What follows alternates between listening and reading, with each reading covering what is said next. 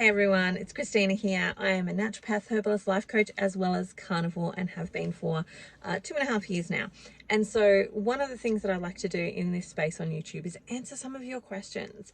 And one of the questions that I got in the comment section today on a video that I've done, I think maybe a year or two ago, which is about why does your period change when you go on carnivore, etc., and what's actually going on. So I did an explanation on like how the period works as a detox function and how, you know, those hormones need to be restored, as well as the processes of the liver need to be healed, etc., before the body starts to stop using that as a detox pathway. And in one of those questions, what I usually tell people is it takes a minimum of 3 months. Like it, you know, for most average people, right? People who don't really have a lot of health issues, they're going to find it takes about 3 months for their period to kind of like settle into a cycle. For other people, it's going to take longer. So it could take 6 months, it could take 12 months. It really all just depends on what's actually been going on for your body prior to coming to that situation. And so the comment that I got today was, I've been carnivore for 3 months. My period has always been irregular. It hasn't changed yet in the sense of becoming more regular. But my psoriasis is actually going away, and my cystic breasts are actually going away. And the question was, does this mean that my body is focusing on something else first? And my answer to that question is absolutely yes. Everybody's body is going to have a hierarchy of needs. So the hierarchy of needs is what's going to kill me today versus what might kill me tomorrow, versus what might kill me in a week, what might kill me in 2 weeks, etc. So that hierarchy of needs is the body's going to focus on what is the most important thing right now for me to actually heal.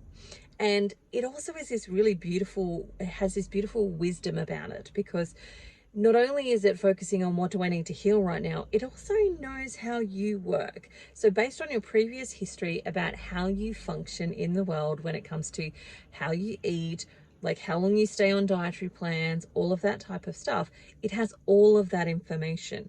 And so it is going to select what is the most important thing for me to deal with right now based on your history, your genetics, your biodynamical functions, what's actually working for you, what's not working for you, and that history that you've given it previously.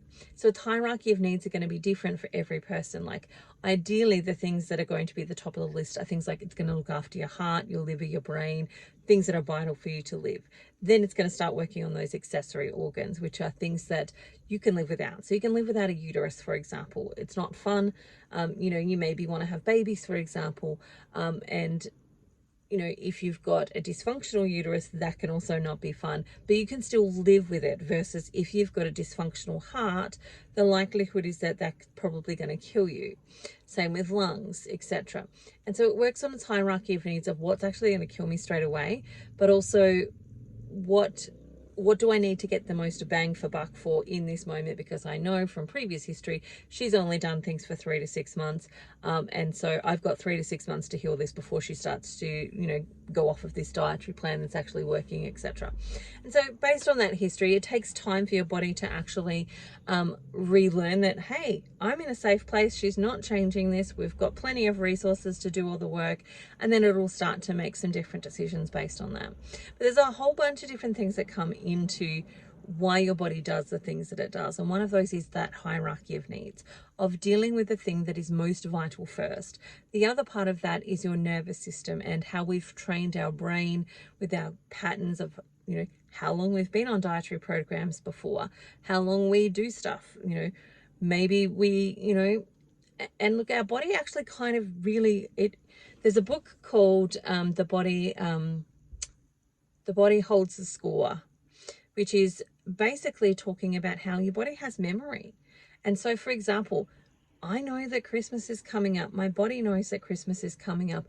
And based on my previous history of how I've done Christmas, my body is likely to do some different things based on that. So let's say, for example, you had a really traumatic event. So, you know, your house burnt down, or you were attacked, or some type of abuse happened. Maybe it was the time that you got married, or maybe it was the time that you had a divorce.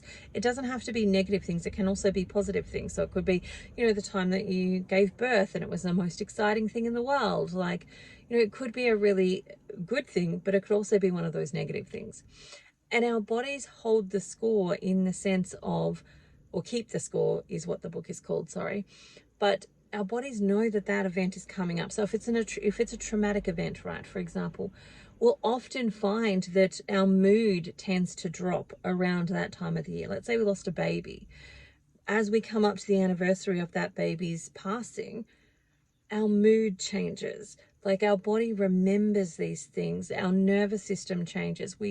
Our sleep might be off. Our stress level hormones might be up. There's a whole bunch of different things. And you might not have actually remembered the date. Like, you know, it might not be something that you've got in your sphere in the sense that you've put it in your calendar so that you remember the date. Your body remembers the date. And so, and this is where, you know, something that might have happened, say 10, 20 years ago, that you kind of feel like, oh yeah, I'm over that, or maybe I've forgotten about that, kind of still actually rears its head a little bit. And so all of that stuff comes into how and when we actually heal. And so this is where I talk about we've got to give our bodies grace. We've got to give ourselves grace, because the process for me when it comes to carnivore is not, I'm going to eat this way until I'm thin and then I'm going to not eat this way anymore. No, the process for me is to actually get to healing. Like the process is to heal my mind, my body, my soul, my nervous system. All of those things get to be healed.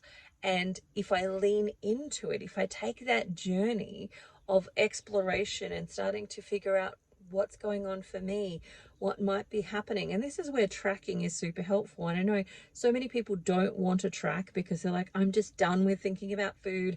I've had a history of, you know, abuse with food or a negative relationship with food and weight and all of those things. And I'm done with that. It's where we've got to make that transition to, it's not about tracking to keep you small and stuck and so on. It's actually about tracking to discover things about yourself. And it is about turning that information, like the scales, for example, the blood glucose, the blood pressure, whatever it is that you're tracking for yourself, it's about turning that into data. It's just data.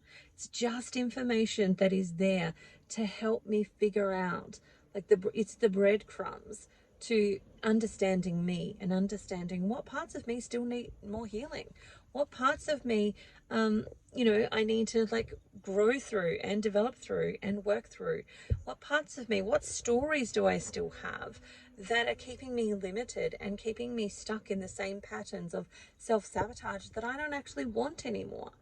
And so the data for me is just data, and it's about finding the breadcrumbs to understanding what are the things that are going on for me still that need more love, need more compassion, need more sense of safety. I might need to do a little bit more work on. So for example, you might do tapping, you might do breath work, you might do prayer, you might do, you know, a group therapy or group coaching. That you might do something that actually helps you move through that and unpack that a little bit more, or retrain your brain. So you might be doing some neural retraining. There's a whole bunch of different things that you can actually do, but in order to match what you do, like to find the right thing, part of it is finding like what's actually going on, what is the problem there, and how do I bring some safety to that? Because the number one big thing, especially for women, when it comes to losing weight and healing your bodies, is you've got to get yourself into a state of safety, which is why, you know, the number one thing that I generally am telling women is that they've got to start with breakfast. Because if you eat within that first hour of the day, you're automatically telling your body that there is food around. We're not in a famine. We don't need to save and prolong how slowly we use our calories, etc. We don't have to do that because there's food around. And it gives this body the message of being safe. And that's often the number one thing that I have to tell women to do: eat breakfast within the first hour of getting up. It's not the same for everyone. Like, you know, there are some women that don't need to do that. But for a lot of the women that I work with, we've got to bring safety into their bodies. And eating tells your body immediately, there's food. We're not in a famine. We're okay. We're safe. Like if we're in a war, then we're going to skimp on the food. If there's no food around, we're going to skimp on the food. And so when we do that, when we don't eat breakfast, when we fast from breakfast, we're kind of subtly, and sometimes not so subtly, giving our bodies the message that there's not enough to go around. And so the reverse engineering is creating safety in as many different spaces as you possibly can. All right, that's it for me. I hope you have the most amazing day. If you've got any questions, pop them below. I'd love to answer them. Remember to like and subscribe. I'd love to see you hanging around here. And remember, you can also join my carnivore support group where I get to answer these questions via Voxer all the time. All right, bye for now. I'll see you soon.